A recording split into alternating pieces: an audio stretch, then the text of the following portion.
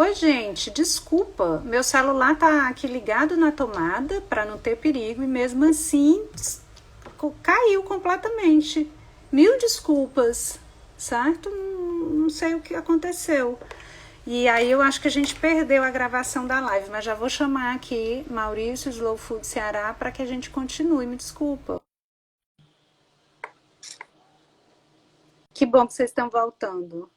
Gosta dessa fidelidade. Voltei. Você ouviu o que eu falei? Não, não consegui ouvir. Tava o celular, eu boto na tomada sempre para não ter perigo de descarregar e ele simplesmente ficou tudo preto, como se tivesse acabado a bateria. Eu botei, mexi na tomada, ele voltou e disse que tem 57% de bateria. Desculpa, falha técnica Não, aqui, mas vamos tranquilo, continuar. relaxa.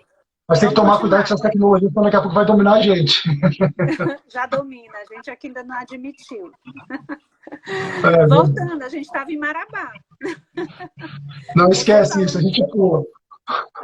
falando de Marabá, falando daquela região, que são tantos países num só, né? Não, é que eu estava falando assim, que nós, como Brasil, a gente, na verdade, não bateu de frente com a nossa história. O Ceará, por exemplo, é um caso bem emblemático. Os campos de concentração que todo mundo quer ignorar na história. Os nossos campos de concentrações que a gente teve, muita gente quer ignorar que nunca existiu, né? E eram campos de trabalho forçado, de exploração, iguais a vários campos de concentração que houve ao redor do mundo. E a ideia de higienização, né? Elas mantinham distante da cidade, ao redor, né? Tem um que hoje a cidade engoliu, que é ali do lado do Norte Shopping.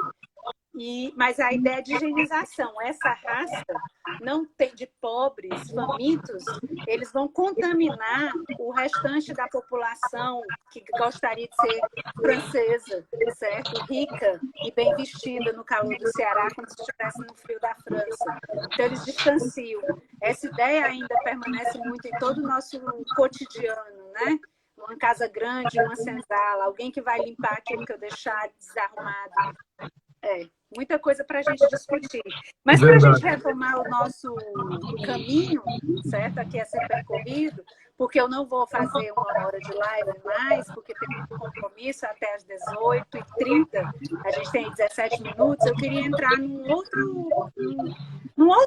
continuar o caminho e vamos trazer para junto da discussão os Objetivos de Desenvolvimento Sustentável da ONU, certo? Isso é uma pauta que a gente começou a conversar na escola. No encontro dessa pauta, a gente entendeu que a gente toca já nos 17 objetivos, mas eu queria te ouvir, porque sei que você tem pesquisa no tema, para que você não só fale um pouco sobre isso, para o público de modo geral, mas diga como você pensa que isso pode estar na nossa escola. Vamos lá. Primeiro, como a gente tem um público provavelmente variado, né, explicar o que é o ODS, né? O ODS é o Objetivo de Desenvolvimento Sustentável.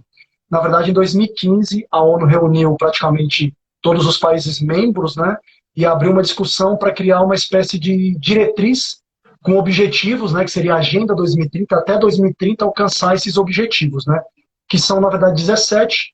Qualquer um que quiser ter acesso a ele pode dar uma olhada no próprio site das Nações Unidas, né, que está disponível.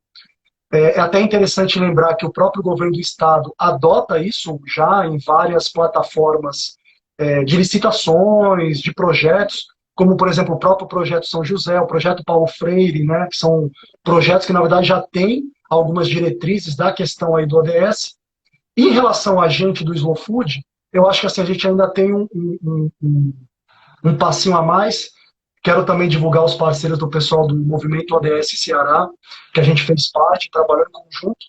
E nessas variadas discussões que a gente teve relacionado com o ODS, teve uma menina que eu acabei conhecendo, que é a Mariana. A Mariana, na verdade, ela era estudante de arquitetura da Unifor, e ela passou numa seleção, né, e se tornou embaixadora jovem da ONU, uma menina daqui de Fortaleza, e ela teve a oportunidade de ir lá para o congresso, enfim, da ONU, né, em Nova York, junto com diversos estudantes, com as mais diversas ideias. Aqui do Ceará, por exemplo, foi jovem, que estava desenvolvendo um trabalho, por exemplo, enfim, ele dava uma espécie de aula para estudantes de periferia, enfim, são diversos. a jovens, por exemplo, que desenvolvia trabalho de direito voltado para indígenas, enfim. E dentro dessa discussão que houve em 2019, uma das pautas, na verdade, era criar um projeto de lei que seria, na verdade, difundido nos países com esses jovens retornando. Na época, eu tive contato com esse projeto, eu apresentei para alguns representantes do FUD local, eu discuti juntamente também com o pessoal do ODS, e a gente passou quase um ano discutindo, e aí eu cheguei a um projeto de lei que tinha como objetivo, na verdade, criar uma espécie de câmara, vamos dizer assim, uma espécie de câmara que daria, na verdade, uma pauta para diversos segmentos da sociedade relacionados com o ODS, aonde a gente pudesse colocar uma fala para se tornar lei do Estado, como, por exemplo, existe hoje a Câmara Setorial de Gastronomia, que bota pautas relacionadas com a gastronomia para virar lei, né? Virar um projeto de construção de uma gastronomia mais forte no estado do Ceará, pelo menos, né? Que, de certa forma, já evolui muito. A escola é exemplo disso. Você tem, por exemplo, o próprio selo, o selo cearense, que recentemente aí foi aprovado pelo governo do estado. Você também tem o APP, que foi criado pelo estado do Ceará, que você tem um cadastro de catálogo de diversos produtores de diversas regiões, de peixe, produto orgânico, enfim, uma variedade imensa. Secretaria de Desenvolvimento Agrário, né? Sim, vários projetos. E aí, relacionado especificamente com o ODS, o que eu vejo, na verdade, assim, é que você tem uma gama enorme. Primeiro, vocês trabalham com insumo regional. É que eu não vou lembrar agora os números, mas o insumo regional está totalmente dentro do ODS. Aqui no Ceará, por exemplo, existe uma prática comum, que é a questão da valorização da água, porque a gente sabe o quanto a água é difícil, e dentro do ODS tem essa questão do desperdício e de valorização da água, né? Você também tem uma questão, também tem um ODS que é muito vinculado a essa questão da questão jurídica, enfim, dessas plataformas mais administrativas e burocráticas, digamos, e querendo ou não, por exemplo, a escola, ela tem muito vínculo com isso. Em que sentido? O laboratório de criação. Vocês são responsáveis por criar toda uma cadeia de facilitação para esses jovens e de produtos que muitas vezes eles não teriam, digamos, numa outra linha. Entendeu? Até que hoje é um nome mais, digamos assim, startup. Ou seja, vocês criaram um modelo onde esse jovem tem acesso a uma startup. Ou seja, tem uma variedade. A valorização do gênero, que é uma coisa que muitas vezes a gente não discute, mas a gente esquece, por exemplo, que você tem na linha de frente uma mulher que está produzindo alimentos, e esse homem, não, às vezes, não é tão participativo. E, às vezes, por exemplo, uma discussão que a gente já teve, junto com alguns produtores e com alguns representantes, que a gente não tem. Por exemplo, se eu criar uma demanda para um produtor, para um restaurante ou um local, será que ele vai dar conta? Será que, às vezes, essa mulher que trabalha vai dar conta? Ela está mostrando aqui os ODS. Sensacional. Quem tiver oportunidade, vale muito a pena dar uma olhadinha depois no site das Nações Unidas, né? Que aí vocês vão poder conhecer e entender bem de forma explicada o que é cada ODS, né? Está falando agora das questões de da igualdade de gênero, os 6 aqui que é água limpa e saneamento, né? Aqui o consumo e produção responsáveis, que é do 12, que também tem muito a ver também com o que a escola trabalha, até como extensão. Por exemplo, o próprio projeto do Vicente. O projeto do Vicente e da Fernanda que utilizam caju, o quanto é jogado, por exemplo, de caju na castanha fora, simplesmente porque ela não entra na adaptação do mercado consumidor, digamos assim. Então, ou seja, é um trabalho também que acaba se estendendo a isso, de aproveitar melhor esses alimentos para ter uma forma mais consciente de uso dele, né? Dentro da realidade local, óbvio, né? A gente teve projetos no laboratório trabalhando, acho que tudo isso, e a escola se insere muito claramente aqui, ó, educação de qualidade. Com certeza. Com certeza. Redução de desigualdade. A gente tem um monte de escola de gastronomia no país, mas poucas são gratuitas, como a nossa, né? Tá vendo aí? Estou vendo.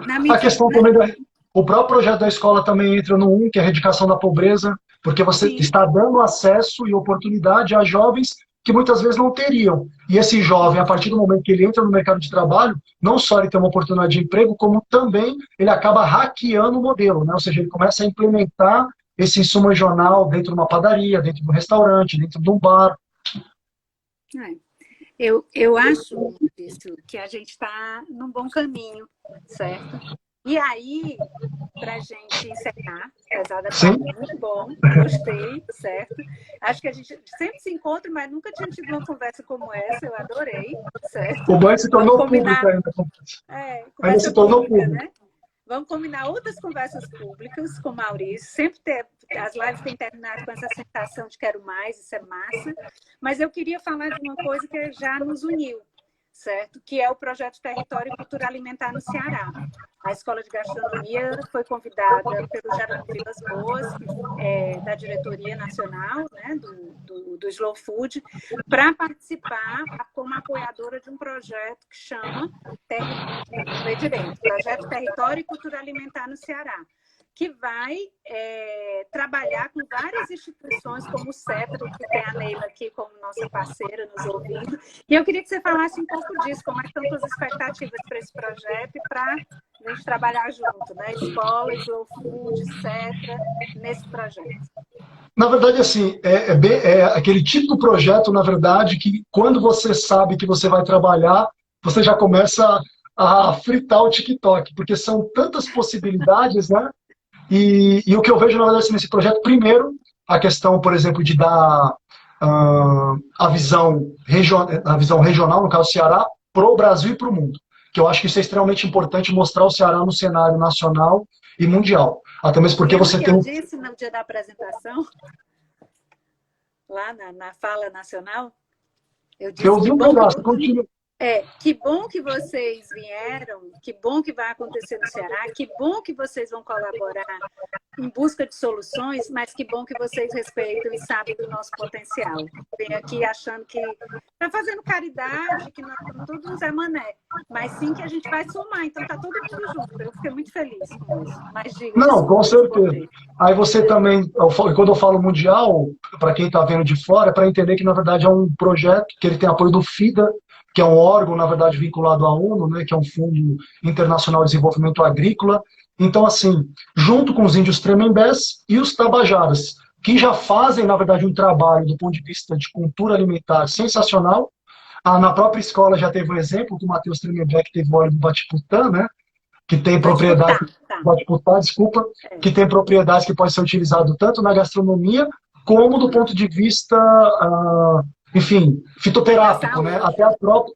Até a própria farmácia viva da UFC já tem pesquisas relacionadas com o óleo, né, na utilização de diversos, digamos assim, malefícios, né, que ele poderia ser agregado, né?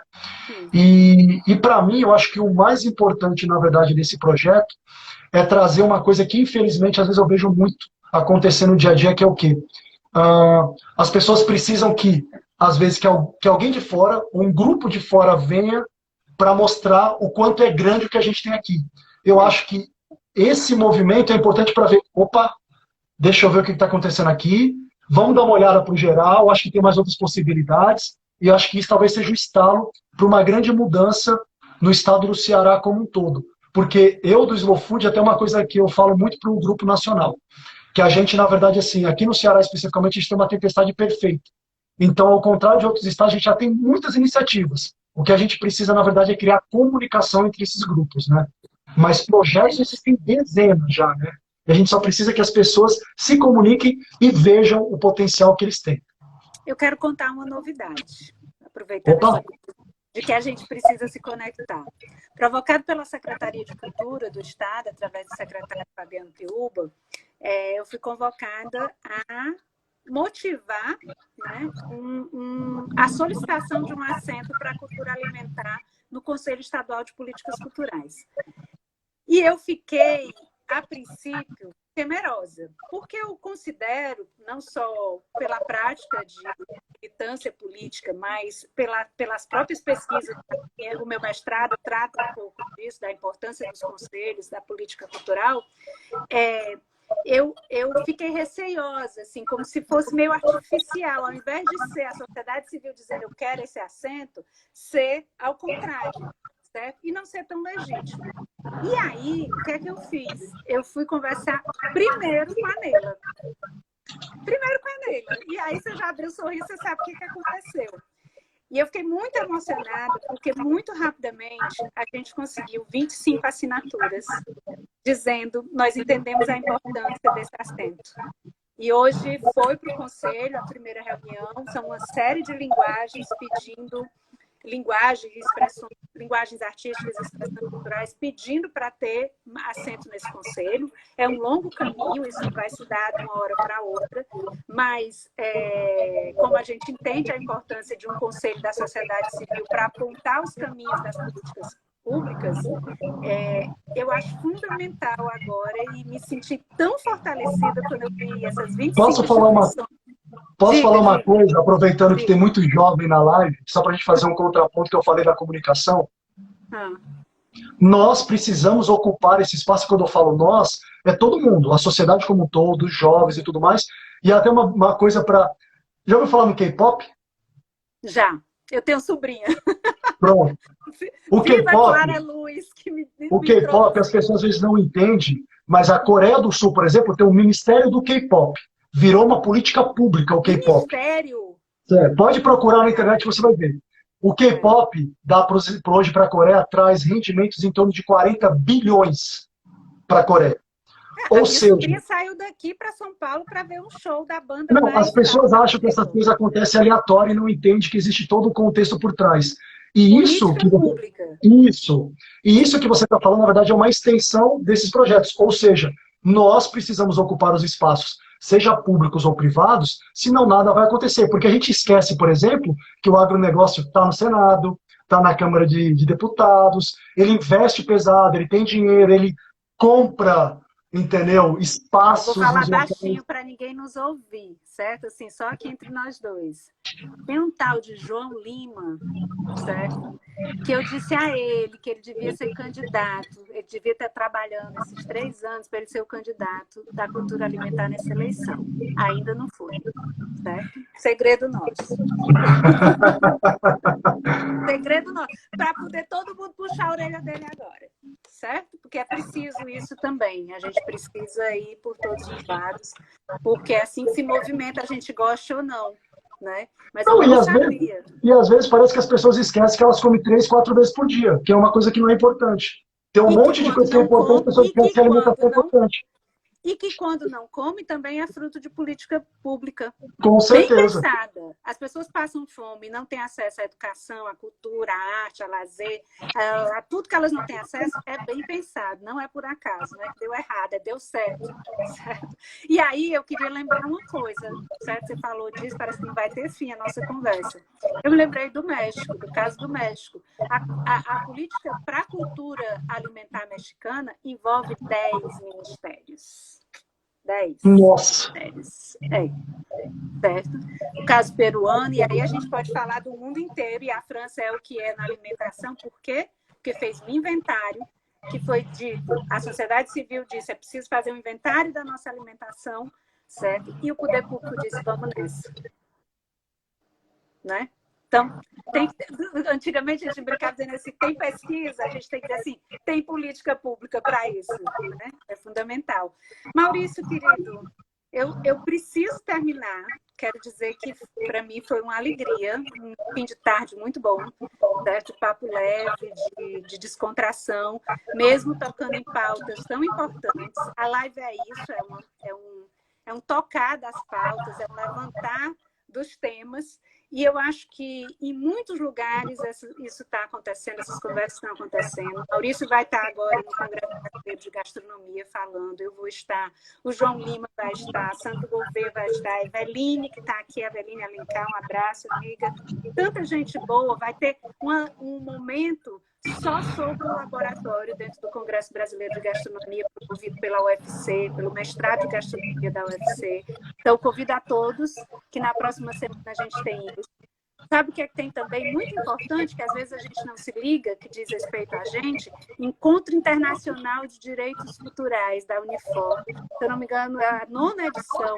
É um encontro que, quando a gente pensa que não, está lá a pauta da cultura alimentar. O ano passado a gente fez parceria, promoveu um jantar, conseguiu 7 convidados que vieram para o encontro para tratar especificamente das suas pesquisas relacionadas à cultura alimentar e, junto junto com o professor Humberto Cunha, né, que é o mestre desse grupo de estudos de direitos culturais, o condutor, certo? A gente tem pensado aí uma parceria que ainda não se efetivou por conta da pandemia, mas eu acho que é um lugar que a gente precisa se conectar, porque ele consegue, no Encontro Internacional de Direitos Culturais, trazer exemplos do mundo inteiro, certo? Que já trabalham o que a gente quer fazer, certo?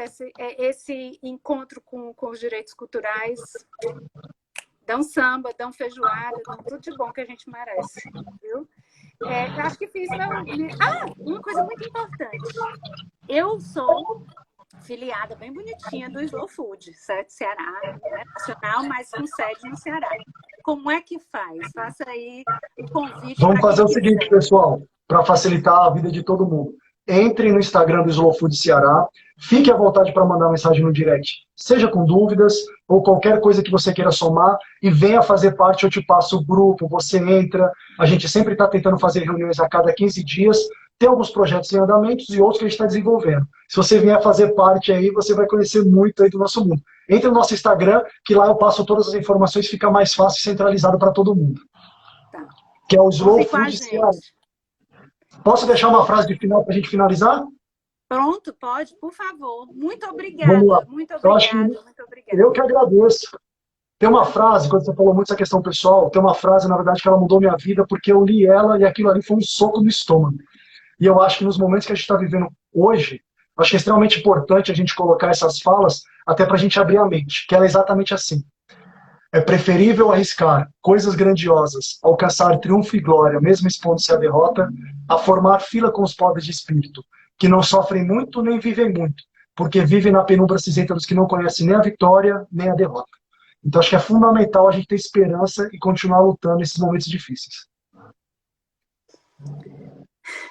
Quer que eu diga agora? Obrigada. Muito obrigado, valeu todo mundo. Vamos para essa fila de quem vai tentar junto, viu? Muito obrigada. Boa noite, gente. Um abraço. Obrigado, tchau, tchau. Tchau. Tchau, tchau.